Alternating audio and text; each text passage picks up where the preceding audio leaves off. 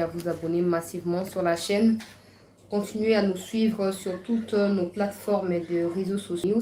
Continuez à partager nos émissions. Continuez à vous abonner. Surtout demander aux gens de vos contacts, de vos répertoires, de pouvoir aussi s'abonner afin de nous soutenir, madame, messieurs. Très bientôt, la perquisition dans toutes les résidences de Joseph Kabila. Ces informations font suite aux révélations de tentatives de coup d'État planifiées par ces derniers. Madame, Messieurs, dans une correspondance qu'il a remis à ses collaborateurs pour que ses collaborateurs aillent un peu partout dans le monde pour déposer cette correspondance-là.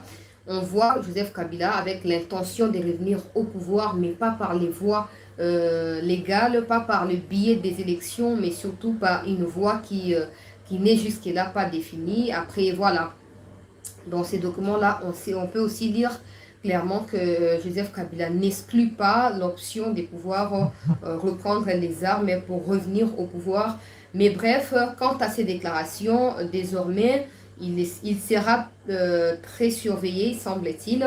Et aussi, ses proches annoncent que la décision a été prise pour perquisitionner toutes ces résidences ici au Congo. Certaines voix s'élèvent pour déclarer que Joseph Kabila doit rester où il est, n'est plus revenir au pays. En tout cas, ça chauffe. Mais bref, on va revenir sur tout là, tous ces détails-là au cours de cette première partie d'actualité. À l'occasion, on parlera aussi de la réunion qui a eu lieu hier entre le Premier ministre, le ministre de l'Intérieur et d'autres parties prenantes quant à l'identification et l'octroi des cartes d'identité à tous les Congolais désormais. Le Premier ministre l'avait annoncé à la fin de ce mois de juin. Et donc, jusque-là, la réunion qui s'est tenue hier a tourné autour de ces sujets-là. Et qui se sont mis d'accord, il est question de transmettre cette fois les données de la CENI à l'ONIP, qui est l'organisation nationale de l'identification pour de nous octroyer désormais des cartes d'identité. Tout Wumel Toko, li tozaka na kati ya ba ote carte d'électeur, toza carte d'identité, ote passeport, passeport donc ezaka ba 100 dollars, ba bazo sa ngo ba cop ba 150 tout ça. Mon choisi passeport ezaka quoi luxe moko boy. Or carte d'identité tu peux l'utiliser partout na kati ya bisika tozo sala le quoi mon sala tout c'est koza malam. Mais bref, pour lever la paix en Jean-Pierre Bemba a désigné délégation pour 30 jours la mission dans la province du Maïndombe. Mission Zali a identifié tous les militaires qui sont impliqués dans les exactions qui ont eu lieu et même qui ont lieu jusque-là. Dans le territoire où il y a quoi Moutz, Bande Kobalandi a chancela la news, de aborder Péango, dans l'émission il y a pourquoi et à l'élo. Et puis, tu vois, Banako, tapez-moi les solos, il y a les Kamboya Katumbi, n'oubliez pas que. Dans le commune à Soukate, Katumbi, voilà, il n'est pas le Bumbashi. Il y a eu perquisition ce matin dans la résidence de la maman de Salomon Kalonda. On a pu avoir quelques informations sur comment Kalonda est-il devenu bras droit à Moïse Katumbi. Donc, on livrait les bino yango lelo awa, na émission awa. Et beaucoup comprendre que, voilà, il a accepté de payer autant de prix. Pour quelle finalité, on ne sait pas. Voilà, niveau d'études à Kalonda désormais, c'est pas trop pour Kitisa Moutouan, mais au moins quand vous avez affaire à quelqu'un, il faut qu'on ait Moutouan réellement à Zana, li à Kanini, et vous permettre que nous mot pour utiliser pour qualifier tout pour le la Moutouan, n'a respect Zakande Bongo. Alors, tous les information, n'a en tout cas généalogie. Donc, histoire n'est banda qui Katumbi Kalonda, tous les parti à Bruxelles, ou n'a banda qui na Bruxelles, tous les main. Désolé, Badaki na Bruxelles. Pour partager à mon peuple congolais dans l'émission Nabiso Oyo. Et puis, deuxième partie, Pekoya, la suite logique, il y a des informations Oyo. Toujours dans Oetali, actualité, Yamboka Nabiso, Bawazalendo, Bitumba et Koba, qui peut s'appeler moi, bilan, Nenge, Salourdir, Natongo, Alelo, pour encourager Bango. Nous sommes avec vous, Nazuba, Appel, et Bawazalendo, pour encourager la maman Moussa, qui toko, merci, Tozaliba, na papa, mon maman, Moko, bon, s'inquiéter, Tozaliba, pour soutenir Bino, et dans la mesure du possible, on fera ce qu'il faut pour apporter soutien à Biso. On prendra les risques comme vous les prenez aussi pour protéger nos compatriotes de l'Est.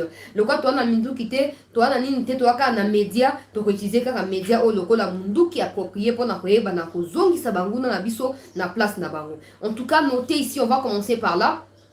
Notez ici qu'au Rwanda, ça ne va pas. Il y a un climat de méfiance entre Kagame et l'autorité. Même tu qu'on nommé à Sika, peuple congolais, Toyo, que à Sali, erreur, à Linga, zone, ça sous liste, à Linga, annuler ordonnance et à nomination. Pour ça, ordonnance et à Sika. Ça chauffe au Rwanda, peuple congolais. un soulèvement et ça déjà qu'on s'étendre à l'horizon. Pourquoi on a laissé les sarabino ndenge opposant on a abimi ndenge ba américain ba sali nyoso pas opposant na abima et ça ko bazana plan mon qu'on a opposant wana. Alors tu as information sur ce que certains officiers au balongo libango et ça pourtant opposant na abima qui na prison ba kutanaki. Kagame a réussi que soit information que ba officier na ye ba kutanaki na opposant wana sans que yeba et le quoi zali opposant radical na ye, il peut pas tolérer ça, il ne peut pas supporter ça.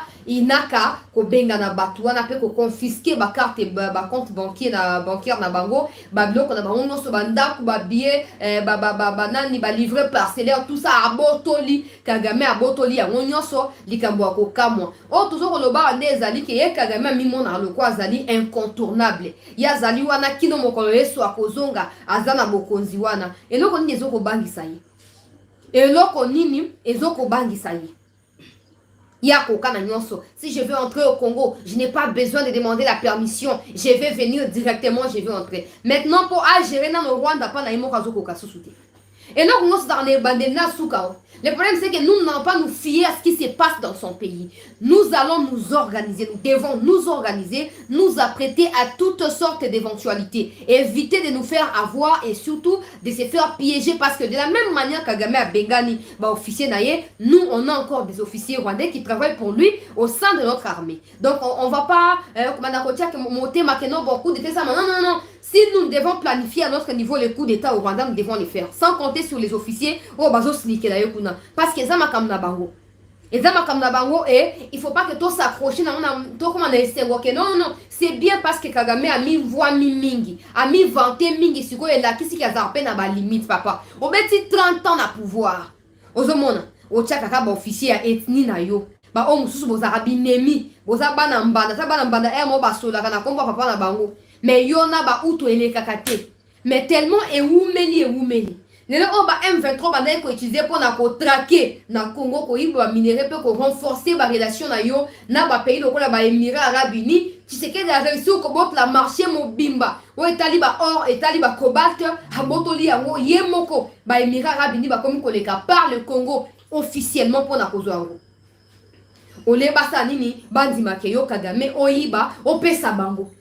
Bino non to yebi siko bakolo minéré to ça sous erreur ya ko banda ko le karapara ki muyibi madame toi assumer moi ba dépense sengeli tout ça les prix à payer nous devons payer ces prix là pour tout ba minéré na garantie na sécurité so et pas na bakolo minéré Kagame siko OK sous na Qatar Émirats Arabes Unis marché Koufi usine s'il vous plaît oh batiaki au raffinerie d'or et sengela ki Congo ba na retraité ba or na yekuna na été so boza informé que c'est Kanga Banda novembre 2022 et c'est Kanga usine wana na Rwanda c'est Kanga. Donc ma minerai tout ça qui il a même les kilos à Kolobake, j'ai le meilleur coltan que celui de la RDC. Or to yebi ke na yena ba mwanga na banani bazo yi bandeo ya Congo bazo raffiner yango na Rwanda ba kende koteka. Il a les kilos Kolobake, j'ai le meilleur coltan. Coltan ko na bino?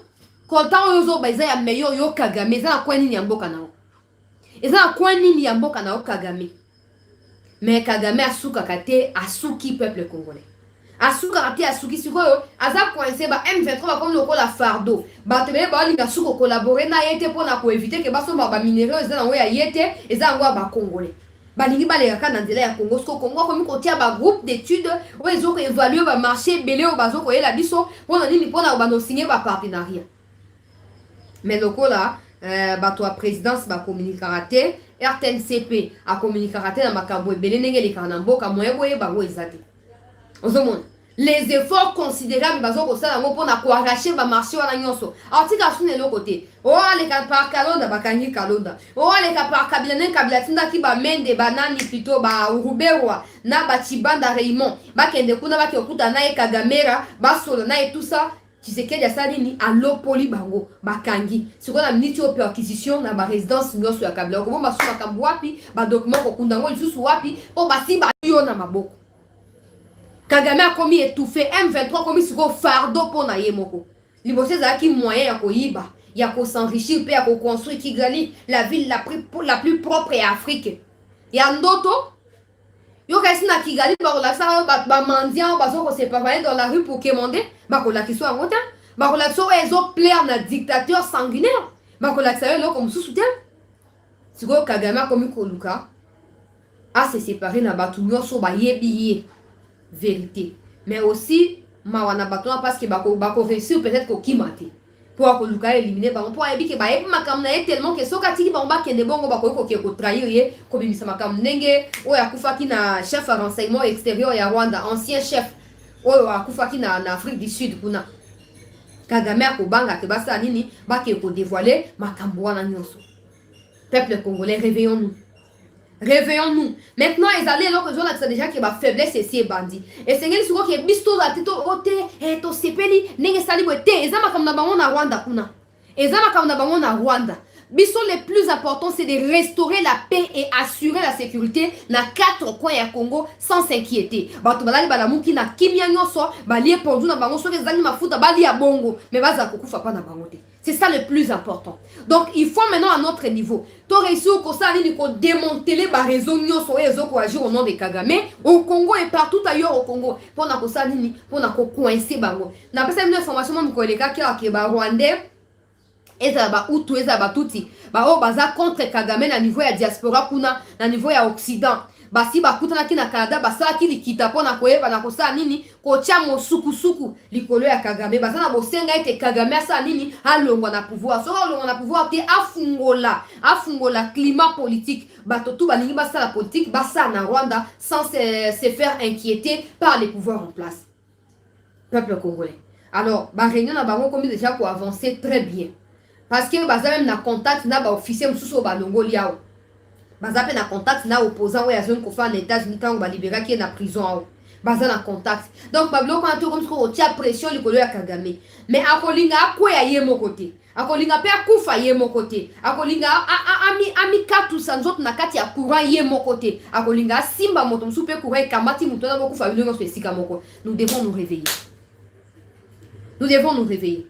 Au moins, nous avons fait ça, on a des résultats état de siège, résultats de dénonciation, il y a gouvernement, il y a peuple congolais, il y a lobbying, il y a niveau, il y a gouvernement, il y a Libanda, tout ça, et ça, c'est péni ça a été. Alors, à Kolinga, ça, il y a makasi, oh, bon, tika, non, le la histoire, ta soka kolonga, mais bon, que l'eau, quoi, et ça, que l'eau, il y a ça, que l'eau, comment est-ce que vous allez connaître Nini, Banya Rwanda, Banilotique, oh, il y a assez. Mosana bango yangwana ba ye wana pona koluka nini pona kosala nyonso kokoisa Goma comme ça ba ko négocier. Pendant que ça ne marche pas au Rwanda, Kagame aura de nouvelles figures à envoyer cette fois au Congo par les billets de l'EAC et comme ça ba ko tika na Congo ba ko continuer mission ya ba chouchou na banani tout ça pona ko memaka ba minerai na Rwanda pour à continuer na marché wana pona survie ya ye na pouvoir pe survie ya ba Rwandais o ba komi déjà na motema awa pona ko yeba na kobenga na pouvoir. Ezaki parenthèse muke na fungolaki Nakangi. Entre-temps, je disais que c'est pour identifier les réseaux mafieux. Réseau mafieux, on a tout le terrain à 600 km. Oh, à Sombi Kingakati, à Longoli Bakolo Kingakati, non, c'est un village. À Longoli Bakolo secteur, à Longoli Bakolo Bimba, il y a Kamati Kingakati à Mitogeli. Et ça, exemple. Aza yemorote baza ebele ba musu ba députés nationaux ba musu ba politiciens normaux tout ça bon ça na bango yangwana o asombi 50 000 hectares akosa na ngoni bazoye ba déjà que monde ya lobby kozala ndenge songolo paka ndenge bazoye que la pas mettre na bango Kagame.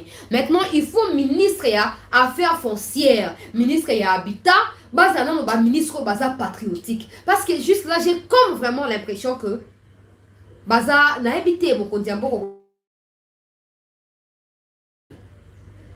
Baza fardo papa mokondiambo kato sengyo pardon mais ba ministre wana hein s'il vous plaît baza fardo baza vraiment fardo ministre des affaires foncières. On a des informations ici à Rwanda ba somba terrain à Milayi na Malukwa na ndela Congo central kino na matadi bazo osomba bazamba wana ya leta ba chef coutumier basi batekeli bango na ndela ya kwa mutu wana kamati Malukwa okeiti na niveau ya Maindombe ba ko somba kaba mabele eza ba Rwanda.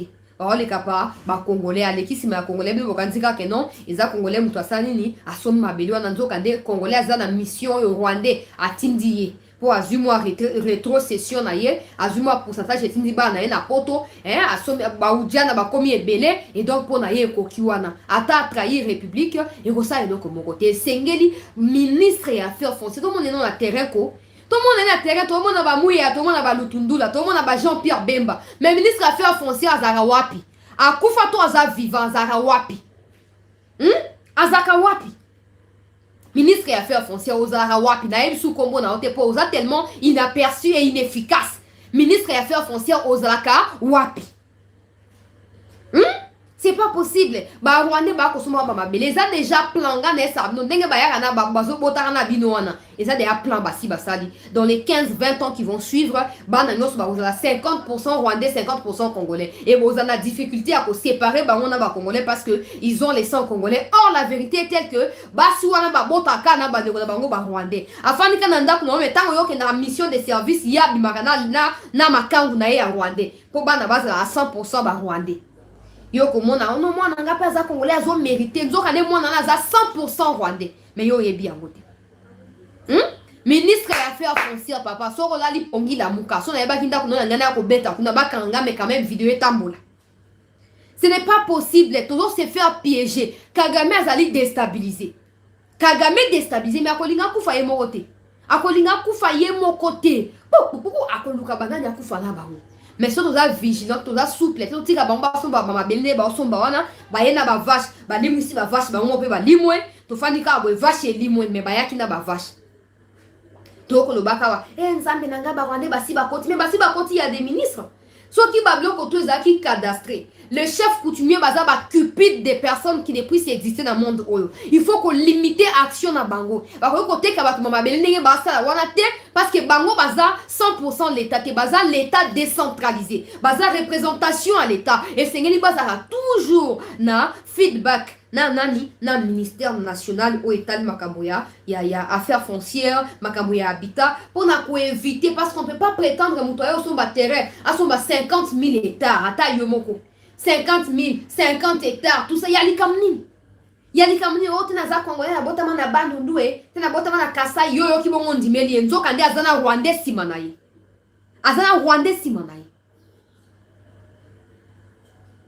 et ozalo kwa toujours s'acharner likona parce que bino bolinga bato ba ya ko lepa lepa bino ko kosa bino lokuta mais bato ka ba biso ba oyo rien à foutre. Ministre des Affaires foncières, ministre des Habitat, vous allez les plus inaptes et inefficaces amorphes des ministres qui ne puissent exister. Mais c'est la vérité. C'est la vérité. Toi, c'est faire piéger. Na monde ni bato bosa na poto bino megano ko chat na commentaire. Est-ce que mutako ko ya na poto lo baonga na uti Congo na na France na somi 50 hectares ya mabele pona tonga. Yo si omona na France kuna. Mais pourquoi les Rwandais bazoko utiliser ba congolais so qui biso ba tout simple mais tout ça information comment bino ba ministre boko za information comment ba ministre d'état boko za information mais parce que bino tout boza na boza la Tshisekedi a ça la nyonso après ce qui est simbi nous travaillons sous la vision du chef de l'état nous sommes les ministres de l'union sacrée ce qui est simbi Tshisekedi bilan négatif. Donc yende tata maman na bino ba mikolo ba koko de bozana yende papa na maman abino eza soni siko wapi différence na bato akabila non l'union sacrée c'est la différence. Quelle différence? Gana lo bara ba projet tout au monde aka o le résultat bimaka ezakaka résultat ya nini ya Tshisekedi soki a s'investir yemoko mais so ratika au ministère tel ministre musu ya konzuluka penale ministre infrastructure wana maïs ezate mais maïs c'est na côté ya ba Équateur kuna mais siko nzelande ezate moyen ya ezate puis il s'appelle aussi ministre ozomo ni kamnenge zali ba ministre amorphe lo lenge oyo tolingi yango te boni misabiso on n'a rien à foutre to ana likamoko tina bino mais tolingi boye ba ke bozana pona kozwaka ba salaire a minen na ba uja na partout te boza pona ko servir république. Biso to yeba information que non ba Rwandais ba somba na sima ya bato. Mais pourquoi bino bokoye bangote? Comment bino bokoye bangote? Comment? C'est que bino boza kaka aujourd'hui l'excellence ne reçoit pas. Excellence yani. Excellence yemoka même pas toi la superficie à combien? Province telle la superficie à combien? Yebite maza excellence. Yango moni défaut mon na bato ba tiaka ba kombo pona ba nomination et puis na ba nomination ya ba quota ya ba parti politique ezo ko mamboka na biso. Ba ministre belé baza inefficace mais baza reconduit ka po aza parti boye to na poste ya représentation à parti wana kati ya gouvernement. Pardon. To partager émission s'il vous plaît. Ce n'est pas possible. Yango to beta sete to na tuna likamuna bino te po bino bo ba millionnaire de bozana boza de bobonga ba udiana plein. Partout. Bandako partout. Na ba GB kuna na ba GLM soki wa bozana bandako. Partout atana ba commune yo so bozana ngo. Biso na ba bola. Mais biso to aka na vérité lokola arme. Mais bozana mensonge donc ko collecter. Il faut collecter. Bo s'enrichir ndé ko lingi même so zaka pour la raison ça na place na bino. Ozomona. Donc Kagame a ko utiliser batuana ba ye ba zu ba congolais ba sombi ba terrain. Bino ko monika normal que non muta sombi terrain tanet ba ngaki ba espion rwandais. Ba so ba terrain à côté à aéroport. Ce n'est pas le ministère des Affaires foncières tout et habitants qui va au ça prouve que le ministère est inefficace. Le ministère ne travaille pas. Le ministère est moribond. Bah toi, Aner Bakangi, comment ba Rwandais oh bazabi nemi na biso s'il vous plaît. Hein bah quoi ya ba so ba terrain à aéroport yandili. Donc projet déjà pour battre avion et tu sais que les fans ça ne va ça qui a bien mana. Donc bête avion à quoi ya kufi to imposer Rwandais dans moto à Congo il sous peut-être au la richesse au biso nyonso. Affaire foncière atika ta ko bukate. Nde bato Aner ba yeba bimisi vérité nyonso. Bola muka batu bola muka boza ba ministre pona okoma minene te boba ministre pona kokonda parce que charge za munene. Mais bien tant que okoma minene ça veut dire que bosa musana ndenga bien. Ozomona bola mukaba soma ba terrain na maluku wana bazo somba o azo sala ONG kamati statut ya ONG mami kiwa na okanteleza ONG zokande ba Rwanda ba yako sa ba réunion ya mulili wana bola muka ministre bola muka ba ministre na biso bola muka tant boza district Kagame azo ko ya bien to se pela to komela mai ya nini ya militaire tout ça azo ko ya kakate arena bateau bazo continuer mission a ndenge beau frère na esa so apesi e maluku a na mupandi ya maluku bakataka na Congo tango nyonso balingi basaka o bango balingi esengeli biso tozo ande ba responsabilité na maboko. Nous on n'a pas à dépendre ça sous fait ce qu'il veut de son pays ata apesi bango tina mungongo na ye moko etali bisote. Mais nous devons nous assurer de notre côté que ata ba tina 2 cm ya maluku entre Congo Brazzaville na maluku bakota na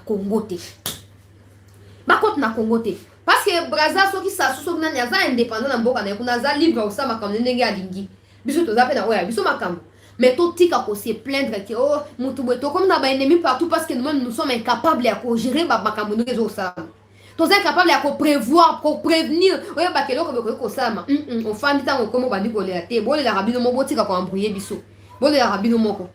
Bon, rapidement, nous avons avancé, peuple congolais. Jean-Pierre Bemba Gombo, ministre de la Bisso, il y a défense à Tindi Batou.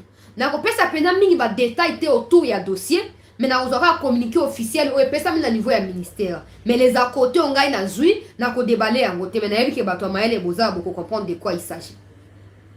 Mais sinon, si vous avez une vidéo, maluku mbakana ninye zole kana mbakana nzambe na ngai kwa mutie bato bazoko kufa na kwa muti bona bo tout ça to komitungisa mikonzi boza wapi ministre ya affaires ministre ya défense ministre ya intérieur bon intervenir bon si c'est sécurité bato bazoko kufa bato bakimba na maluku bazaka na kati ya sécurité tout ça d'accord mais ce ko Bemba otu ko sala nini asali moi groupe d'études mon kobo oya pesi ba mon mission il y a 1 mois ya koeba na ko examiner ce qui s'est réellement passé depuis le début jusqu'à l'heure où nous parlons là na kwa mut qui sont impliqués donc na zombie na bino muto PPRD wana zombie ndana za kabiliste munene papa oko affronter Bemba oza sûr que ko affronter Bemba bon ngama po déjà basi batindi bato rozaka umukamate umuwaka ozomona bon ça kao pona nini parce que ba leader na bino balingi bazonga na pouvoir balingi bazonga na nini tout ça ba ke na nzela ba brutalité na nzela ba coup d'état pour bazwa bokonzi. Mais l'état reste l'état et l'état est en mesure d'utiliser tout son pouvoir pour mettre en péril vos vies si vous continuez à tenir face à cet état là nazolo ba wa pona prévenir bino po muto amaela mona mabe na musika akimaka ngai naza zombie ngai boy ndenge zawa tozo combattre wa biso toza ba kolomba kana biso ba milice mombondo soki mobondo soki nini muta ko pesa biso wa zate boy na boy bazo respecter biso te yo c'est mon ba américains qui ne sont pas respectés bazo minduki ba comme ba groupe armé yo c'est mon ango on sait que vous êtes manipulés. On le sait très bien parce que le ministre des Affaires et le ministre de l'Intérieur, Peter Kazadi, a fait à l'Obaki. A eu bac accueilli inde na fleuve Congo ti akomi na niveau ya Maindombe akoti kwa mutu bisika so atamboli o ya moni kuna abimise biso ba vérité awa. Nous savons que vous êtes manipulés, mais le pire dans ça c'est que tu es bato bazotinda bino ozomona l'état yé bato bazotinda bino, donc na bino na bato na bosi bokangami na sa kuma bene na aloba po bokima ne bozana bosi bokangami bemba composé bande balandi groupe bato et sengeli bakende ko étudier dossier parce que y a vu ba rapport na ye. Mais ce qu'on a mutu amaele ndenka rezaka ozwa jugement bala moko boete sengeli osa pe étude comparative otindi bato ya délégation na yo pour comparer conclusion ya banquette na bango na ya oyo ba pesi yo ba information pas na ba chef coutumier et pas na ba chef à secteur ba chef ba territoire tout ça pour s'assurer que tant ozo lever ba option ils allaient ba option ozo ko lever ya motu ya pe ya libela ko zo nga souci bati na autant combat batongo oyo baza na kati ya document, même si les documents ils déjà bato basi ba partager, mais moi je ne pense pas que ça soit important parce que bato va pouvoir se faire corrompre à tout moment. Mais le problème qui est là est lequel? Peuple congolais, to partager émission s'il vous plaît, to tia ba like kuna pour na sécuriser émission na biso bande ko ya Facebook, tout ça la même chose, to partager bande ko susu ba kota likambo ezali que basi ba identifier ndenge papa Mbosso alobaki que insécurité ça derrière na fleuve Congo, tout ça na niveau même na Kinshasa, cité à Union africaine, tout ça même na niveau ya Kwamutu na Maluku, tout ça Mbosso alobaki. Alors Mbosso personne qui banini asali banquette na ya si a pesa qui rapport na ye bureau topé babenga kanoni commission défense et sécurité ya assemblée nationale et sali banquette Mbosso ye moko lokola ressortissant ya grand bandundu asali banquette bazui ko ba documentation na bango ba yeba pesi et le ministre a décidé sur base de l'information o ye azui na niveau ya conseil de ministre ba décider tout ça masole fandi ke ba kitakuna. La vérité ici est que bato tout baza impliqué bino tout ba milice wana parce que ba leader na no basi ba yebi bango ba musu déjà sous surveillance écoute tout ça na pesa nga ba détail mais bino tout ba o servir ba leader o baza na kuna te baza na Kisasa baza boye na boye tout ça. Je vous informe que bokangami déjà oyoki tango bayoki ke bemba tindi mission ba enquête ezoko banda ba limwe lobi na lo ba bundite ba luki bango ba moni bango te. Donc bokima ti bokima bosuka wapi to bolonga na Congo to boke na Angola pe bokota ngulu ngute ba kozongisa bino na Congo ba ko refoule bino na Congo boko échapper ta boko échapper te o zombie soki na limombondo soki bozo manga ba chef coutumier ya ofele po botika ba Rwandais ba occuper ba terre wana. Mais une chose est sûre boko échapper sous souti nenge bato na ba ezane po ba kanga bino parce qu'il y a des FRDC o baza impliqués abusivement na likambo wana. Il y a aussi des milices o ba milati tenus ya ba FRDC. Donc enquête à Jean-Pierre Bemba et ko permettre à ce que ba yeba qui est réellement FRDC avec matricule naïe, identification naïe et qui ne l'est pas, qui s'est improvisé FRDC ou à commettre ba exaction na ba crime ou nyos. Au moins il y a identification il y a Jean-Pierre après ça qui biso na niveau ya ministère et bandaki na le 5 mai dernier awa et ça déjà un mois ezokoba tozana biso na besoin pour ça besoin information détail parce que bato msuba kokima mais boye ba ke identification ya armée ezo continuer alors identification on a ko permettre que ba ke ndenge za boye zombie ahiba ki ne tenu ya ba FRDC atira ko za FRDC te songolo pakala atira ko za chef coutumier te ahiba ki nde bazambara soki ba nini amikanga ki na nzoto ko ba mona yeke za chef coutumier yo ko mona chef coutumier na ko linga liwe ya bande kunai chef coutumier nini.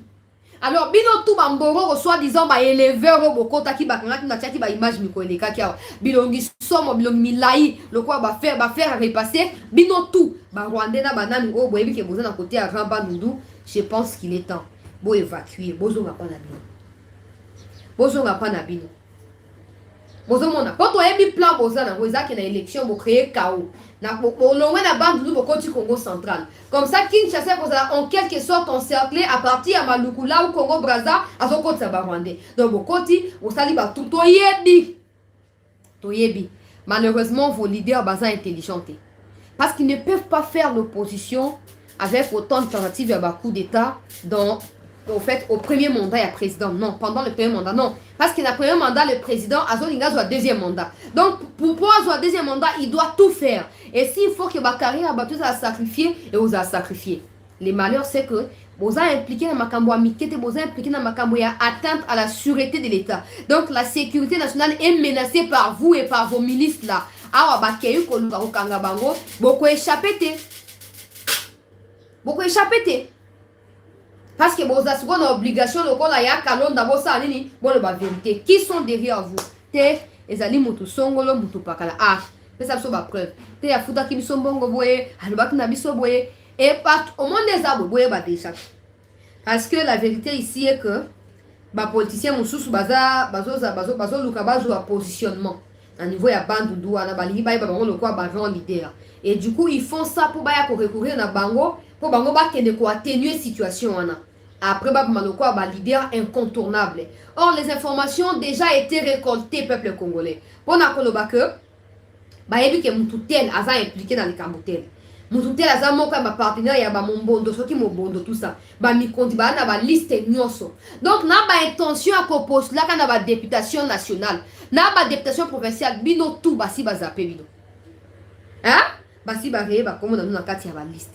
Maintenant, il faut baser dans la preuve. Pourtant, on va procès ko banda ya minene apo mitu ko sengele ko ya ba mitu sengeli ba kata ko ba pesa on ba ndekali ko mitu ko ya si ko tango ba ko banda ba procès sengeli ba na ba preuve suffisante ya ko weza te o te acharnement ya ngo ba s'assurer que ba tinda ba to ba ke ko sala ba étude na niveau ya nini na niveau ya grand bandundu na province actuelle ya Mai-Ndombe pour na nini pour ba jouer ba détail ya oyo ko salama oyo ko échapper na miso ba mikonzi et ba ko collaborer na ba congolais ba citoyens normaux ko zate ke ba ki na ba chef coutumier corrompu cupide ba te ki ba terrain pa na ba rwandais te ba ko kende directement pa na ba congolais et ba congolais wana ba ngone mutu ba ko sa nini ba ngone mutu ba ko ba na ko révéler makamuno se pa na ba mikonzi oyo to pe pa na ba délégué oyo bemba tindi kuna.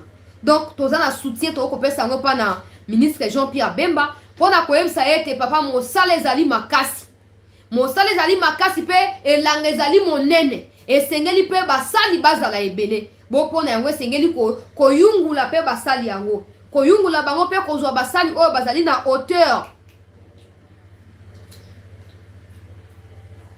basali oyo bazali na hauteur ya défi pona kosala nini po bokenda likambo tina suka. Parce qu'on ne peut pas au fait s'imaginer que Zofanda wa bayakana banani bayakana banani beaucoup maintenant na commentaire kuna na bateke ba fanda balia ke sika mo bana ke sika moko ba mela ke sika moko kaka mbala kaka boye baba na moko ote to lingi batu boete to lingi boete to bomana tout ça to bomana te et sengeli ko identifier ba leader na bango ba o bazo pourvoir na ba besoin na bango ba o bazo lesa bango ba o bazo sala ke ba continuer ko sala makambo ya salité o bazo ko sala wana pona ko empêcher ba élection salama ko luka en sorte que bango nde ba eba na kozwa gain de cause na ba conflit oyo pendant que bato bazo ko kufa de bato basi ba kufi ebe na likambo ya milice oyo mon soki nini bato basi bakufi déjà ebele. Alors et comme petango que justice ya mboka ayeba na nini ayeba na kokata likambo pona bolamu ya ba victimes qui doivent être justifiées, qui doivent être vengées par l'État congolais. Toujours continuer l'actualité bande problème à connexion et bandi wana ba Rwandais basi ba koti bandi ko signaler mission pona ba vérité bimate mais ko bimaka bolinga te vérité ko bimakaka biso za complaisante to bimisaka ba vérité alors to partager pour to contraindre bango na abandon sori bango bazo ko signaler pour ba abonné ba kita pour ba téléspectateurs ba kita biso ba kolo chaîne biso famille c'était news to partager pour ba tumususu ba kota pour to contourner o ezali plan na bango machiavélique contre émission Nabiso live Nabiso. Alors peuple congolais, je disais ici que les Gamboya Salomon Kalonda, tokei na ba source tout ça moi ba recherche, toye ko découvrir que relation kat na Kalonda na Katumbi bandaki na Bruxelles. Toye ko briefer bino. To na deux informations moko boye moko za niveau ya États-Unis, moko za niveau ya Bruxelles. to partager encore na émission to seng no ba de ko partager émission ba to ba bimi wana bazonga pour to zo mona connexion ezali malamu te nde mutu moko abenga kilo be alobaki esengeli poste asa nini a accélérer connexion à la lente et ils ont empêché suivi malamu ya ba émission par les téléspectateurs. Alors peuple congolais, Salomon Kalonda biso no suzo komituna mituna yena kazungu bakutani wapi yo bayeba ni ndenge nini yo bakutana wapi yo boy na boyo tozwi ba top secret toye nango bana Congo toye nango to partager kuna bande mususu bakota bakutana ndenge nini bayebani ndenge nini. Alors au départ peuple congolais na besoin on a conditionnel dans na utiliser conditionnel mais besoin on a conditionnel. Alors ce besoin na besoin on a conditionnel. Au départ Moïse Katumbi ba bengana qui est pas dans Laurent Désiré Kabila tango azwaki bokonzi tout ça Laurent Désiré tango continue na bokonzi ti tango Laurent Désiré pas ki na ndenge ba éliminer pas na ba adversaire na yeto ba ami ennemi na ye ozaki ba Rwandais na ba Ougandais tout ça. Joseph Kabila, il y a un moment qu'on a raté pour les gens qui sont là. Recteur, il y a une université à Kara. Bravo à vous les inconscients. Bravo. Mais foutez-nous les camps. Ne cherchez pas à raconter tellement des années pour nous embrouiller. Non, non, non. Parce que quand on est qui dans l'exil, tant on Laurent Désiré beaucoup. Mais comment vous expliquer que moi, Laurent Désiré, tant on beaucoup, mais tata naye, azogi sa mutuana de l'exil au pays. On a tellement de questions qui manquent de réponses. On a tellement de questions et ça n'a pas réponse. Comment moi na wana papa na yo ayebi po ani ya bengana ki et puis ozaki vice président papa na te po yeba pourquoi papa na wa bengana ki mais yo komi na bokonzi ozongi siye opesi poste ya gouverneur na niveau ya Katanga pour des raisons oyo kaka bango mbale basani bayebi et au finish mo komaki Jida mo komaki Tanzanien. Alors tango Katumbi azwami na Bruxelles wana na poto kuna tout ça tango babengani pa Laurent Désiré azoko yengaka azo sa mo ba business na ye bona bo tout ça. Alors ayako kutana na mutu moko boye mutu ngaza chauffeur na ye azaki chauffeur na ye tango azaki kuna tout ça azaki chauffeur na ye. Alors chauffeur na ye wana azaki basé na Bruxelles. Il y a quelqu'un d'autre azali italien peuple congolais bali mwasi congolaise tout ça donc azali moko apparent azali Congo moko apparent azali italien mais azali commerçant munene na niveau ya ba Maniema ya ba Kivu ya ba nini kuna. Alors Kalonda azali mutu wa Maniema nde toyokaka aza mutu wa Maniema sikoyo Kalonda ayebanaki na cousin ya commerçant italien wana wazaki basé na ba boutique na ye ba chaussures tout ça na niveau ya Maniema na niveau ya Kivu tout ça bande ko ça ba commerce na ye. Kalonda zaki na contact na nani na cousin ya homme d'affaires wana.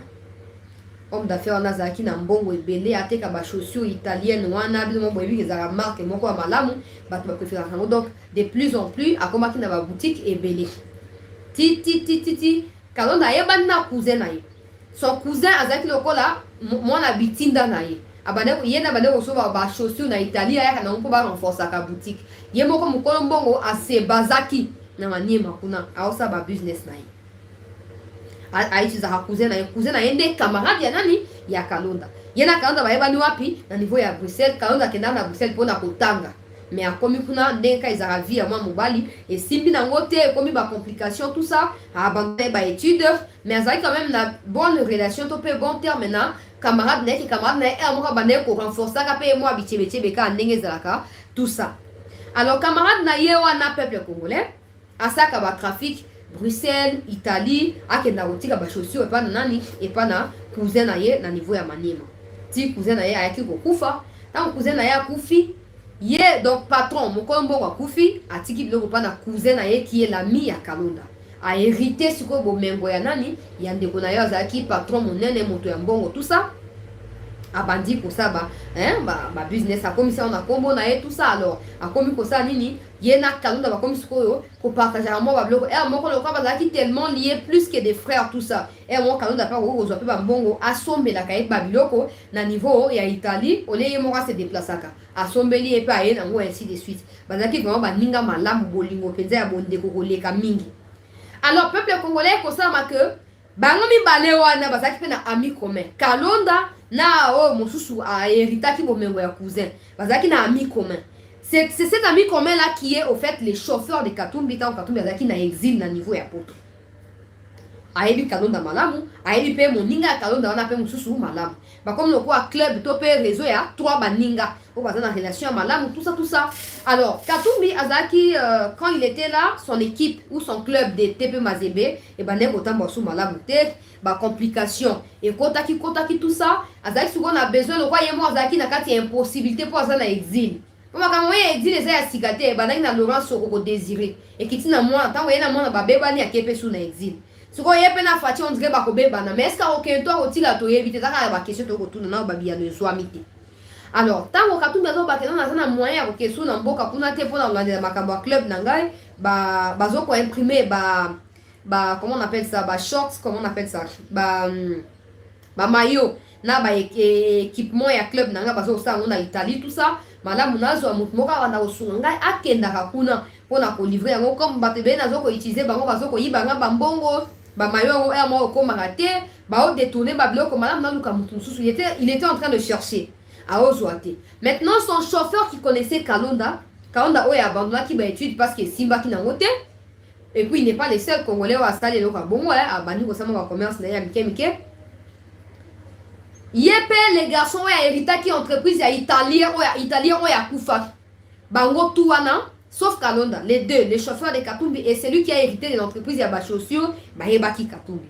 Alors ils ont témoigné positivement pour Kalonda auprès de Katumbi que non ta kutu toye mutu moyeboye aza pedo ya biso ya maniema aza mutu moko ya malamu aza mutu na biso mutu aza mutu akati toyebani tosola malamu tosaka ba faire tout ça mais yes quoi akenda kuna mingi moi ba faire tout ça le quoi to lingi to fungola boutique na biso ya ba chaussures ya Italie na niveau ya Lubumbashi le quoi on a besoin ya batu ba kenda ko sa ba livraison na Lubumbashi le quoi batu ba si ba escroquer au mingi mais qu'à cette fois qu'on utilisait nani qu'on utilisait dans le Kalonda peut-être qu'il est aussi parce que a des mutu to yebi aza mutu mo aza mutu malamu tout ça Katumbi abi bon pas témoigner malamu pona ye to mekanano to ta ndenge ni makambo okendela to partager mission de ba kota s'il vous plaît to mekanano to ta ndenge ni makambo ko yeba na usala nini et ko yeba na pour avancer.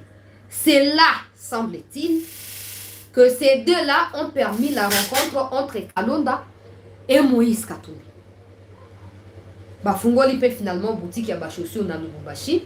Bandi ko ça comme na bango ba faire na bango. Maintenant Kalonda est celui qui représente l'entreprise ya chaussures na Lubumbashi, mais aussi c'est lui qui facilite les transports ya équipement ya club ya Mazembe de Katumbi là où il était en Europe à Lubumbashi. Des places ko ça ni ko yebana le roi Kalonda la na kati ya kobeta moi kayu mokanda ya malonga ezali te classe atangi te moi bambiance ba kongolais ndenge bazalaka tout ça asali ni ko s'approcher na likambo wana ami ko nzoto mobimba peuple congolais molimo na makasi na ye nyonso na kati ya likambo wana et finalement Moïse Katumbi a moni kati na ye moto ya malamu abi moto c'est karoza moto moko intéressant. Alors tant on tombe na 2004 2003 2004 1 plus 4 tout ça parce que ouais ça déjà 1900 1990 98 et plutôt 98 à 2001 si Laurent Désiré Koufi tout ça. Alors tant on veut Kabila hérité pouvoir aille ko zone sa Katumbi na mboka. Mais tant Katumbi azongi akuti ke club ezo continuer quand même ko sa makamalamu grâce à mutu oya boya ki ko yiba yembo onde batu musu ba yiba ke bambongo na kala aille ko sa nya maintenir relation wana. C'est quoi le bino Kalonda au lieu de zaka basé na Belgique ya to saka ba faire ngana ozonga na ngamboka po ba benga na zonga peut-être na okoma gouverneur to okoma moi député kuna mais ko ya na ngai toko ba mission oyo ensemble.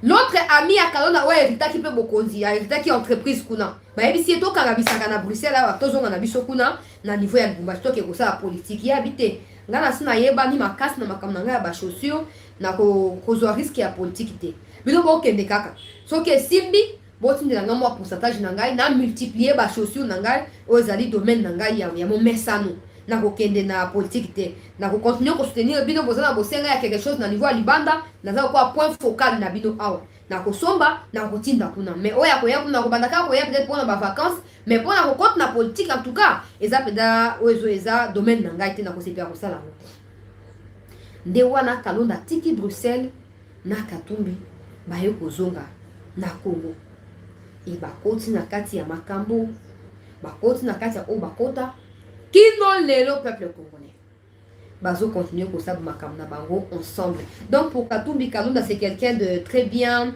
je dis bien pour Katumbi, je dis pas pour la République. Et je ne dis pas non plus que je dis ça parce que Bakangi c'est kaza mutumala mbabakos. Non non non non non non. Je dis simplement que Kalonda à l'époque a il y a un risque. Il y a qu'on s'est exposé à regarder dans le bloc en Mazembe, sachant que les mouvements Katumbi sont restreints. Donc ce n'est pas la première fois qu'il y a Kota Kanamakambo Katumbi ti na moi les pinières. Ce n'est pas la première fois qu'il y a mis Koti Sakanamakambou Ango Tinenga Mikoti Siao. Il y a un moment où il y a Kolobaboué. Kalonda aza mutu monene te na ndenge ya politique pour na ndenge ya bonzambe na bakeli aza mutu amalonga pour na nzambe ndenge aza ikeda mo nzambe. Mais du point de vue politique, du point de vue de l'aura politique au sein du parti ensemble qui a des relations avec le M23, Kalonda n'est pas mieux placé que Katumbi.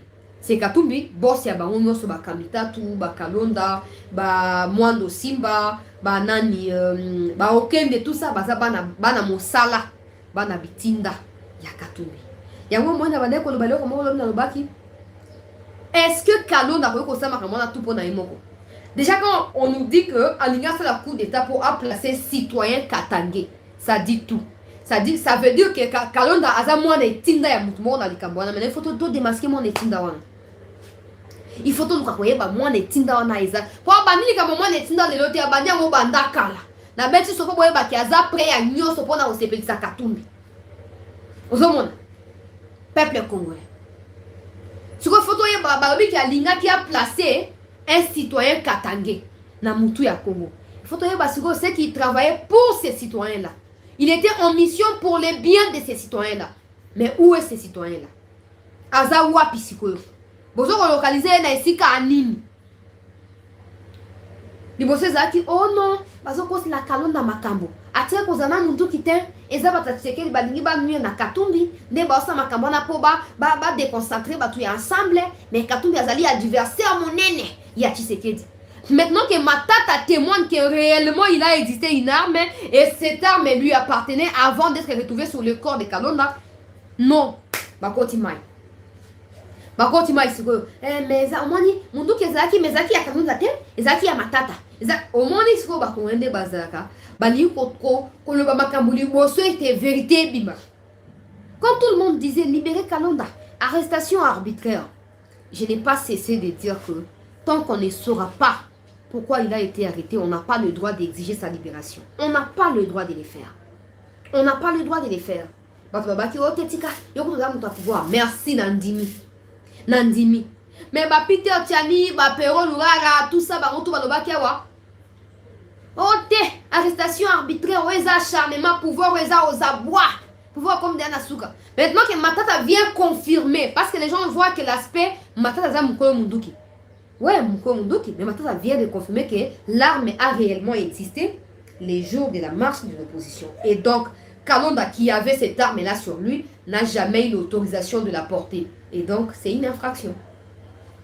C'est une infraction. Et il court par rapport à Code pénal livre 2. Il y a mot cannabis de 5 à 10 ans, il y a prison ferme, peuple congolais. 5 à 10 ans. Alors, Boroganga, Borodie, mais là, oh, tu sais qu'il y a ça, Talibino, Matata ne mouton, tu vas clouer. Matata ne a cloué Kalonda. Et les gars, madame, vous Boroganga, Natina Souka. Maintenant, Matata vient confirmer qu'il a existé réellement une arme et les jours, il y a marche. Là, opposant, un danger public pour Nabiso. Ce qui va comprendre, c'est que nous soutenir, on peut comme ça, on peut frapper. Pour moi, maintenant, Mundu qui va, Mundu parce que Matata vient de confirmer. Et puis, on apprend aussi que il semble que tout bazaki na Bamindu qui nous il semble que tout garde et tout 4 leaders, on assemble et bazaki na Bamindu. Maintenant esengeli bato ya des miap veut dire renseignement militaire basa nini baya ko démontrer pe version na ya makambo so ezali ya soto ezali ya lokuta baya ko démontrer mais jusque là c'est clair que Matata et Katumbi bagarde na bango bazaki na ba minduki mokolo ya nini ya marche. Danger public. Danger public. Mais bato bazo benga ngo acharnement. Mais pourquoi bon s'acharner? Il faut plutôt s'acharner sur Matata qui vient de confirmer. Il faut s'acharner sur Matata qui vient de confirmer et qui vient de clouer en quelque sorte nani moninga na bango Salomon Kalonda. Mais toyoki awa perquisition na tongo alona ndako mama Kalonda na Lubumbashi kuna na wapi ça peut information ce soir. Oh mama Kalonda za mama ya 85 ans. Ah na Congo boyebo pesa batu ba âge. Boyebo pesa batu ba âge. Et puis l'âge ne veut rien dire. L'âge ne veut absolument rien dire. Kalonda savait que sa mère Azaki vieille. Pourquoi Mikouzet n'a qu'à un port d'armes illégales? Pourquoi on s'en Minduki les armes de guerre de manière illégale? Pourquoi avoir détaché les unités à FARDC pour sa garde sans notifier à la hiérarchie, sans avoir l'autorisation de la hiérarchie? Donc, les opposants congolais se comportent comme des intouchables. Ils sont dans une autre planète. Ils sont dans une autre république à eux, gérée par eux-mêmes. Ils peuvent porter des armes quand ils veulent, comme ils veulent, sans être inquiétés parce que la république leur appartient. Donc, une république dans une autre. Mais ça ne marchera plus. Hein. Ça ne marchera plus. Au moins, l'opposition en tant que aux facilité, et aux facilité.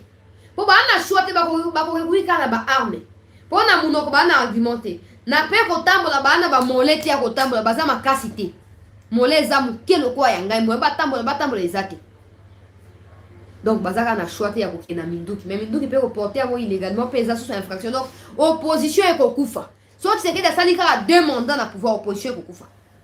Opposition à Congo e kokufa. Bon changer stratégie. Perquisition, lobina no basalaki, to c'est là parce que bato bazo s'agiter. Oh non, ndenge ndeko Francis Kalonda lobaki lobi, Kalombo lobaki lobi. Oh non. Ba retrouver ata eloko moko te ndako Katumbi wana eza version ya bato ensemble pour la République. Tozi la version officielle na ne ko été. Pe ko koya. Et ko koya version officielle pour ba kenda ki ba lobi na biso ba ke perquisition. Tant que perquisition ko sila ba oya pe ko esa biso ke to sala ki tala ba révélation ya ngoyo. Ne paniquez pas. So boyebi ke bosa eloko moko te, bo bombi eloko moko na kati ya bandako na bino, vous n'avez pas à paniquer.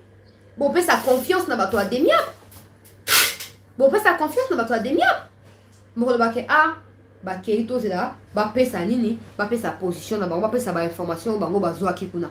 Bon, s'empresser à quoi qu'on le baké non, c'est faux, ils n'ont rien de trouvé. En plus, c'est pas vous qui aviez perquisitionné. Non, c'est eux. Alors, biso sto zela ke ba on débat loba. Loba Fuyaki résidence c'est à Katumbi na Kisasa. Na jebe kuna bafouye pe Yaya Kalonda bafouye pe na Lubumbashi ba résidence ya bato wana nyonso mibale na Kashobwe pe bafouye atoyo kisiko a partir ya Lubumbashi famille ya Kalonda ebadi komisa ba video ya kolela. Oh non, ndenge zawa baye ba forcer porte ndako babuki. Mais ba mi kondi ya renseignement ba mi kondi même judiciaire bazo koyeba biso que si on met dans Google perquisition, bah, ça voit clairement qu'on n'a pas besoin de ton autorisation. On n'a pas besoin de ton aval. Non. Ceux qui ont besoin de la porte, bah, on va boucler la porte. Mais comme ces gens ici sont dans la position que ma victime dans l'Ikambango. Mais sortez-nous plutôt des vidéos à brutalisation. C'est tout. Ba perquisitionner ndako Kalonda na Lubumbashi. Ndako ya mama na yepi ba perquisitionner yango na tongo ya lelo. Ndako ya mama ya Kalonda. To moni ba Peter Tchani. Le roi agent payeur à côté prison. Bango sko musala emati. Na yo kande souci pona lurara. Lurara fingi bato a pouvoir a fingi bango. Akimi mboka ke libanda. Agent payeur wazaki intermédiaire entre boss na bango ba ouvrier ba umubwaka ye umudemiap sikoyo fin du mois ya juin oyo kozala mobulu tant ba ba célébrer indépendance anniversaire ya sika ya indépendance bango kuna ko soit mine ko soit musapi mais koza facilité Parce que non seulement ma port d'armes est illégal, non seulement ma y a coup d'état planifié, mais recrutement y a M23 pour créer insécurité partout au Congo. Pour ça, nini, non, les Congolais se sont divisés pour la loi Tchani les Kate. Ça, c'est les pires. Parce qu'à Lubumbashi, tout le monde déjà Babilo Kabongo s'est reproduit plusieurs fois. Même quand je vous parle là, hier on a vu des vidéos, on va partager, oh, on va marcher, on va exiger libération à Kalonda. Marche n'a bien pour ça, ni chaud ni froid, la procédure en cours. Et vous changez de l'autre côté. Si vous avez confiance en Kalonda, vous n'avez qu'à observer les silences, les soutenir dans les silences et attendre à ce que le verdict est quoi. Bon, qu'il y a une brutalité, parce que marche et changer de l'autre côté. C'est ça le problème avec certains compatriotes qui n'ont pas biso. Tout le monde a photo, tout le vidéo et circule sur les réseaux sociaux. Oh, batambo na Lubumbashi pour exiger libération à Kalonda. Oh, marchez autant que vous pouvez. Marchez autant que vous pouvez. Mais autant qu'il on apprend que Kalonda est toujours là-bas. Bon, c'est la réaliste. Et puis encore, il faut identifier Batouana. Il faut qu'on y ait Batouana, Baza, Banani. Parce que c'est facile à remarquer Baza, Katanga, Baza, Congolais à Katanga. C'est facile. Mais tant que Monique y a une conversation téléphonique qui a Salomon Kalonda, il a été en contact avec le M23 pour créer insécurité partout au Congo pour empêcher l'examination. Il y a loi Tchani. On comprend que ceux qui se font passer pour des Katangais là peuvent aussi être les membres à M23 des Rwandais. Maintenant, il ne faut pas faire confiance dans la sécurité à Lubumbashi. Oh, chef FARDC à Lubumbashi. Il faut bemba au kota likamango, il faut ndeko kazadi bo kota likamango na mozindo bo ministère so ba vekito yeba ba nani bazo ko se faire filmer wana pona ko loba ke bazo exiger libération à Kalonda baza ba nani ba uti wapi est-ce que baza ba congolais wapi ba carte na bango d'électeur ba pesa kombo ya ba 4e génération na bango au monde ba kozana ngote ba kozana kombo te il faut yeba ke baza ba tumabe parce parti ensemble ça quoi boîte à Pandore. Bangonde baza socle ya insécurité partout au Congo. Bazo ko rallier ba domaine nyonso. Mutamto ana mission na kati ya parti wana.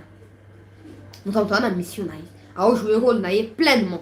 Et na suka sana pe azape payer na ndenge ya bo peto penza. Mais il faut ici là. Il faut ici là peuple congolais. Il faut ici là. Alors, toujours qu'on dénoncer une fois de plus mafia. Il y a parti où normalement le ministre Nabiso il y a intérieur c'est qu'il y a supprimé parti ensemble na kati il y a des documents juridiques wana c'est qu'il faut retirer documents wana et c'est qu'il faut retirer documents il y a existence il y a parti wana jusqu'à ce que le dossier Kalonda ait la bouclé à cause de l'innocenté tu peux inculper tu es bien ce qui n'est aussi là des suites européennes ça va pour la partie ensemble mais ce qui est qui est libéré on dit ensemble et continuer. Mais ceux qui m'a inculpé, vous supprimez ensemble. Parce que parti où on est parti à Somo, tous les Congolais combattent le M23 plus Kagame. Et la MONUSCO na EAC au Baki, c'est une liste wana. Mais eux sont d'accord, il y a M23 na Kagame. C'est les pires des partis qui ne puissent exister. Et puis ils ont la chance à vous en président Tshisekedi. Si vous avez un président le quoi Mobutu na montre que le bail l'ingé zélo comme sous. Ingé zélo comme sous, on a la chance pas faire ça mais merci. To éviter bisika katumbi ya swami tozo koyoka qui semble comme de na France qu'on a position pour la Italie de Jésus pesa il semble qu'il a déjà kuna na Occident pour na otambo mais likaboka moza ke soki mutu azoko se reprocher na eloko te azoko se reprocher na eloko te akoki manini pour tona posa katumbi to zaka ba fan ya mazembe soka to zaka ba fan ya équipe na yi. Tout ce qui est Mazembe, Mazembe gagné kuna, gagné boye tout ça. Mazembe vite à l'équipe n'a tout soudain à Baron. Mais sur le président Mazembe qui met aux amours passe pour le fonctionnement il y a club Nabiso. Aux hommes donc toujours au sein na ya Katumbi. Zo na Namboka. Au moni ba congolais. Ba congolais. Arrêtez de vous faire utiliser par des étrangers pour détruire votre pays. On n'a qu'un seul pays. Et on a toujours un seul pays dans la vie. Nous continuer à exploiter l'exploitation de l'homme par l'homme. Au finish, c'est vous qui vous faites arrêter par des services Et c'est vous qui perdez la crédibilité aux yeux de vos compatriotes pour le bien des étrangers. Pas seulement les Kamboya Kalonda, mais dans le général. La façon générale qui est tout ça. Botika, vous avez service à Banguna, il y a République. Et ça malamte. Dans le dossier identification, il y a ça Malukonda qui a annoncé identification. Je peux partager l'émission, Madame Soubakota, s'il vous plaît. Il y a ça a annoncé l'identification. Dans le mois de juin, P octroi. Il y a carte d'électeur, carte d'identité, j'allais dire. Je peux partager l'émission, s'il vous plaît. Pour les Congolais, carte d'identification. Hein? Donc, pièce d'identité. 18 ans, il y a Kabila, il y a ambiance, non ambiance. Bradage, il y a minéré, il y a biso sikomine, il y a biso mbongo. Mboka eza ya kukufa. Banzele ya kufa. Kabila tika ata kotambwana. Atana 10 provinces te ya Congo sur les 26 provinces. Atika kotambwana te. Ayebi ata Congo te. 145 territoires. Atambo atana 10 territoires te. Du coup, atika kotambwana ata carte d'identité te. Mais lelo oyo ba mikonzi en place bazo kosala mosala bango na ndenge ya malamu. Tozo kosala nini? Tozo ko soutenir bango ba pesa biso ba carte d'identité. Eza soni pays mo ba permis ezakate carte d'identité zakate passeport $100 officiel mais officieuse $150. Eza soni. To soutenir non mais faut pas tout dénoncer ya mabe, faut tout dénoncer bango. Eza soni que tout un pays monene boye ba congolais bisika tout bazom bazana carte d'identité. Ozomona tango basali enrôlement baké bazu carte d'électeur. On les alliés carte au permettre que moto a prouvé qu'ils sont majeur et capable de voter. Azali électeur, voilà les mots ezokono. Mais juste comme ça nos cartes d'identité. Ba mibou est belé 18 ans sans carte d'identité, 18 ans. Après, il y a encore des inconscients. Chinarambo, recteur à l'université à Kara, Kabila Sana Ozonga, Kabila Sana Ozonga. Des inconscients. Des inconscients. Mitou na bango ezotambo la te. Mitou ezosala te. Peuple congolais. Eza faux ndekonanga, eza faux. Il est vivant. Voilà, eza ba fausse rumeur wana. Il n'est pas décédé. Il n'est pas décédé. Il est vivant. Mais rapidement, on a kolobake. Ndenge premier ministre outi ko annoncé na nzela ya likita oyo sale biso ndenge ya likita osali biso olobi elongo na ministre ya intérieur était octroi ya carte d'identité zoko banda na fin ya mois de juin oyo biso ba kolomboka biso ba kolomboka ba des pères et des mères tozo ko encourager yo premier ministre toza simana yo mokonzi ya gouvernement toza na bosenga otambola pe na fierté so bakangi osali infraction bimisi pe carte yango olingi po carte ok to angola to nyo bimisi pe passeport mais oza pe na moi carte na yo d'identité. Alors, tu as $5, tu es d'accord. Bato à Kisasa $5, bato à Lubumbashi $5, bato à Goma $5. Mais bato à Gemena $2. Parce qu'il faut autant payer situation de vie à bato. Il faut autant l'ending bato baso pour vivre pour n'apparaître dans le taxi. Tu es d'accord, tu es un problème exact. Ndengo lobi, toi ce qu'on a stade à transfert des données. Tu as un stade à transfert des données peuple congolais. CENI, de la Organisation nationale et identification, ONIP, l'identification de la population, ONIP, de la données pour à partir à fin à juin, tout comme appelle la fierté à cause de la Congolais. Tout comme appelle carte d'électeur est là uniquement pour la bateau pour voter et pour permettre à ce que différence est de la psychologie. Et pour faciliter tâche na ba agent o ya CENI o ba koza mokolo ya vote pour Rwandais ko se faire passer pour congolais te ozomona Rwandais sengele ate ke o ngazwa ki carte d'électeur na yo ko voter te wapi carte d'identité o nazana ngoto na bande ko be atango ba pesa ki bomo yo voter za te ke na mpandi ane amekana ko auditionner wana oye bazana nya uchi wapi azana Donc, bravo na gouvernement national pour na mosala kitoko. Oya malamu to encourager kai. Mais oya affaire foncière ndemute mezo suka biso. Oya affaire foncière ndemute mezo sa nini? Mezo suka biso. Donc, à partir à fin juin to célébrer li panda na ba carte d'identité ko zape moi fierté pour na biso mboka mbaba to bazana na identité to omona ngo wapi. Mboka mbaba citoyen bazanga identité. Omona ngo wapi. Voilà. Ok, ce qu'on a établi situation sécurité na est avant toya na perquisition il y a ma résidence noso il y a Joseph Kabila. To partager émission peuple congolais. Bandeko babini wana bazonga na kati ngamo na zo continuer pour partager. To s'abonner pour na to s'abonner s'il vous plaît, to s'abonner. Pour na koyeba na ko soutenir cette news. To s'abonner. To tchaba like. Bandeko ya Facebook.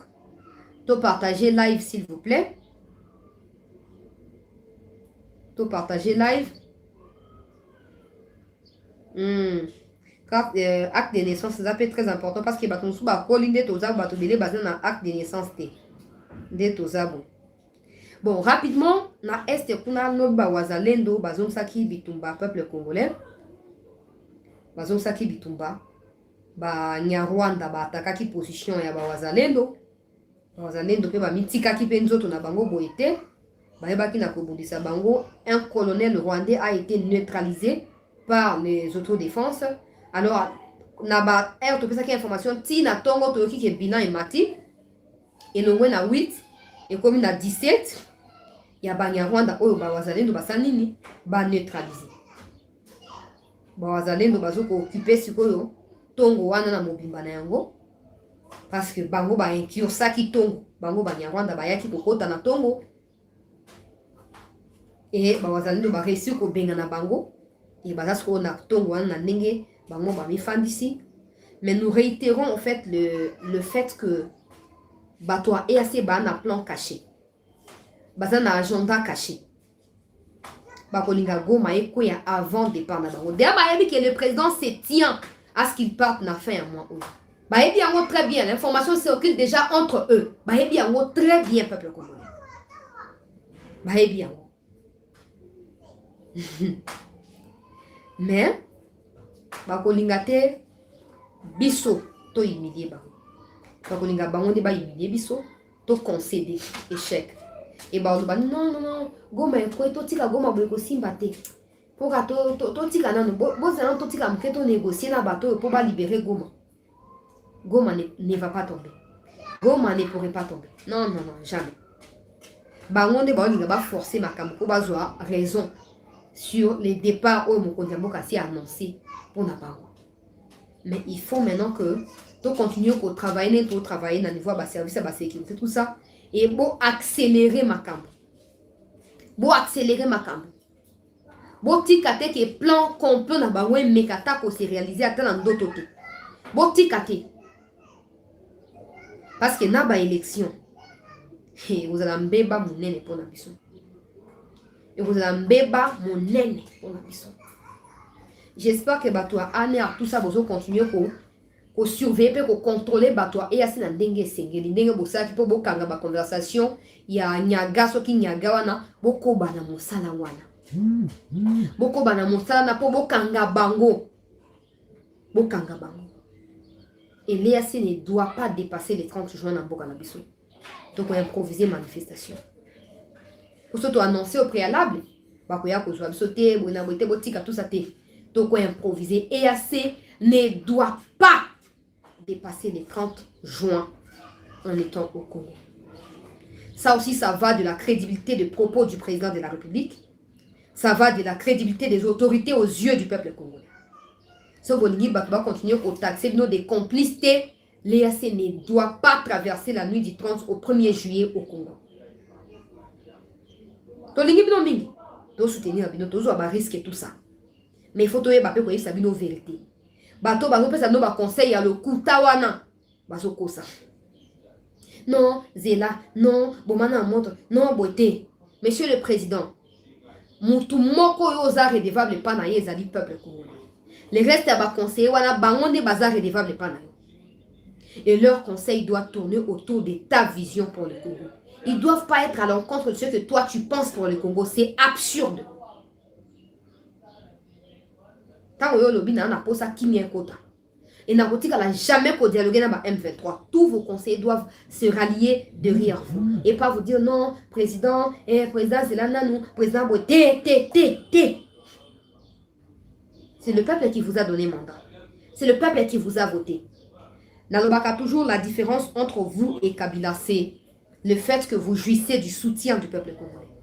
Vous avez l'avantage d'avoir la majorité des Congolais derrière vous. Peu importe, inconscient, katumbiste et tout ça, nakati ya opposition ya pété ya konjuluka, bazaka à peine quelques individus ou déjà localisés. Mais la majorité ya Congolais bazana bino. J'ai pris Dieu que vous ayez la sagesse de pouvoir profiter de ces soutiens-là. Les jours où vous perdez ces soutiens-là, vous avez sous crédibilité. Pas seulement ça, vous avez la possibilité à vous diriger Mbokate. Parce que n'a pas occidentaux la tendance populaire. Ils savent que on a pouvoir si côté jusque là peuple ça si manayo. Bako te bazoko ko jouer na morale ya peuple baza si ya peuple bazoko ya ote élection tout ça mais bayebi que élection ça mais ça maté personne en termes de peuple ne sera dans la rue pour chasser Tshisekedi. Bayebi bien très bien. C'est comme ça qu'ils passent par les opposants. Mais mukolo mokonjamboka soutien wana okozanga yango. Mukolo kozanga soutien na papa Fati, pardon. Et si au moins, le président Mobutu il était malade et il n'avait plus le soutien de ses compatriotes zaïrois. Mobutu, c'est un dictateur, il doit partir, il nous a tués, tout ça, il doit partir, Bonaboué. Même si les Zaïrois ne savaient pas concrètement ce qui s'est passé et les défis que Mobutu devait relever ou les affrontements qu'il avait avec l'Occident, ils ont chassé Mobutu. Au finish, Mobutu a eu raison sur eux. Mais, quand même, plan d'abandon pour qui ça marche. Biso ba oto ko landela ba information to ebi ba risque ozo ko zo pona ko bonde na mboka. Mais tika ko yoka ba conseiller ou ba peso conseil ya mabe. To yoka mama tina salama lobaka wa yo mo po lobaka ngo. Ti olanda ka ba réseaux sociaux. Alors soko landa ka je suppose qu'il faut yoka ba information. Hein? Parce que tout conseiller n'est pas conseiller. Et tout conseil n'est pas écouté. Tout conseil n'est pas écouté. Ba o tu bazaka na pona ko tempérer. Oh non mokonzi bomana no moto mokonzi yana no baza bato malamu te. Parce qu'il y a un temps pour moto, il y a aussi un temps pour attaquer. Ba toi et assez ba jouer ce mauvais tour. Et c'est ngeli ko contourner chez Navarro, ils doivent partir à tout prix les 30 jours. Ils doivent partir sans aucune explication. Ils doivent partir. Nous espérons que Mbela Oyo et vous allez pas battre. Tout partager l'émission sur le dernier sujet. Émission Péké Moulaye. Pour ça, la deuxième partie de l'émission dans 45 minutes. Mais d'abord, tout partager l'émission Peuple Congolais.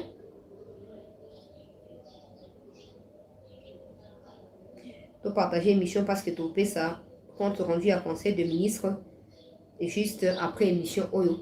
Tout partager Bandomsou Bakota. Ba proches collaborateurs et à Kabila Oyo qui ont requis l'anonymat. Ba lobby que à cause de l'information Oyo circula qui n'a pas ça qui nous détail dans tout.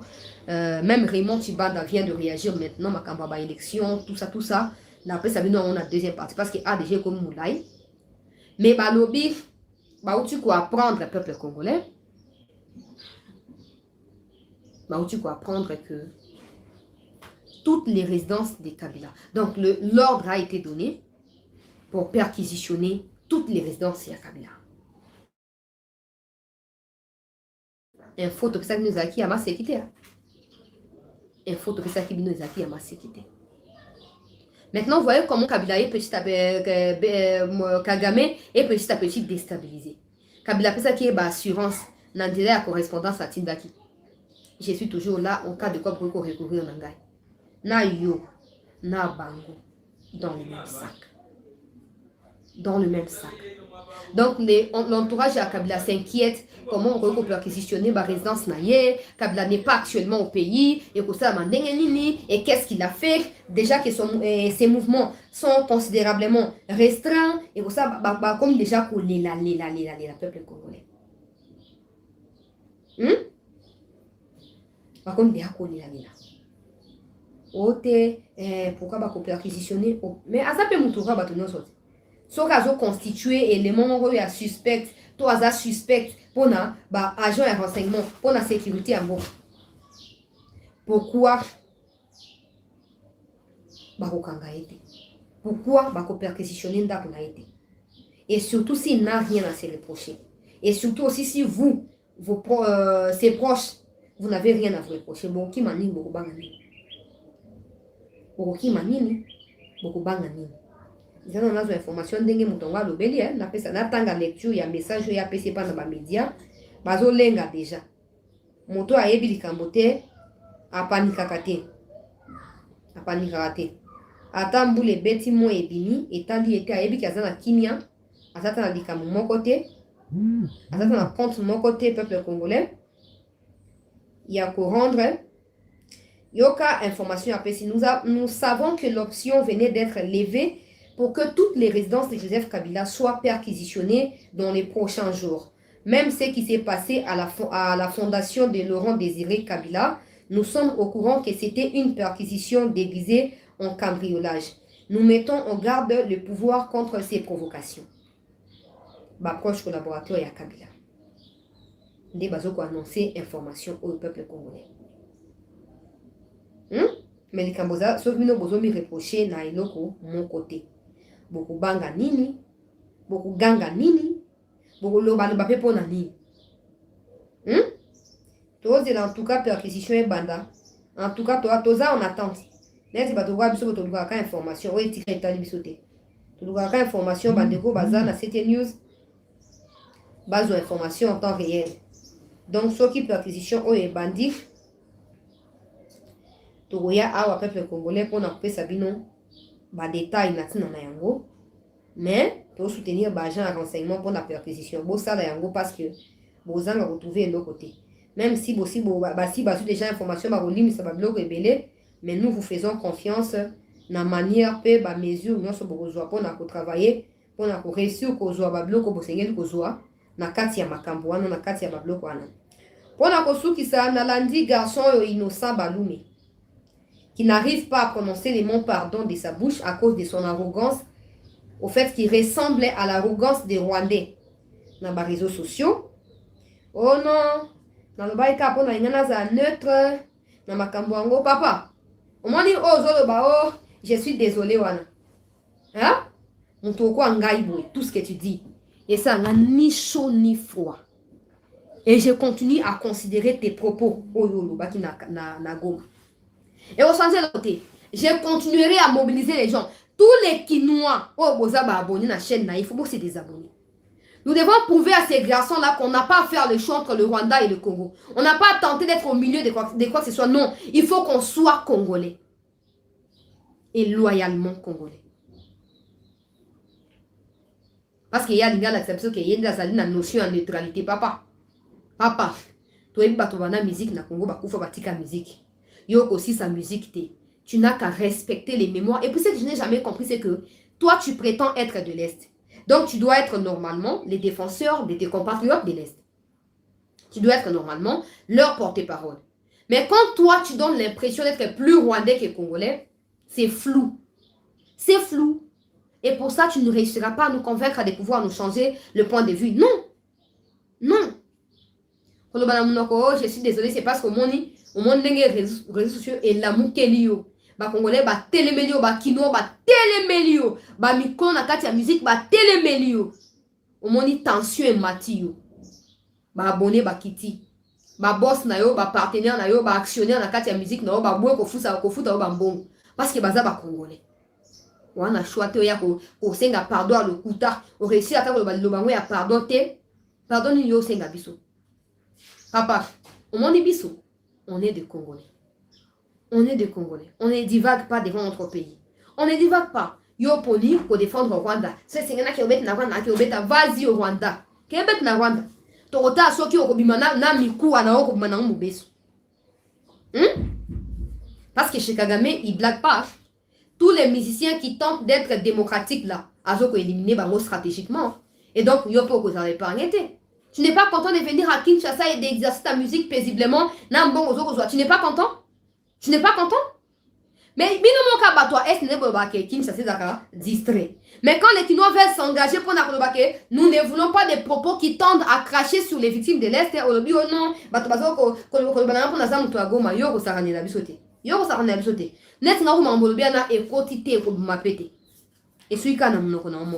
ta musique là est à vilipender.